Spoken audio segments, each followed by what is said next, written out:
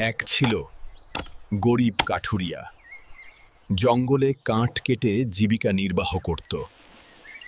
হঠাৎ একদিন কাঠ কাটতে কাটতে হাত ফসকে কুড়ালটা পুকুরে পড়ে গেল। অতঃপর যা ঘটল, এরপর কাঠুরিয়ার কান্নার আওয়াজ শুনে জলপরি পুকুর থেকে উঠে এসে জিগালো। তুমি কাঁদছো কেন কাঠুরিয়া? কাঠুরিয়া বলল, আমার কুড়াল পুকুরে পড়ে গেছে, তাই কাঁদছি। তুমি কান্না কইরো না, আমি দেখছি। বলে জলপরি পুকুরে ডুব দিল। তারপর জলপরি পুকুর থেকে ডুব দিয়ে হাতে সোনার কুড়াল নিয়ে এসে কাঠুরিয়াকে বলল, এটা কি তোমার কুড়াল? কাঠুরিয়া বলল, না, এটা আমার কুড়াল না।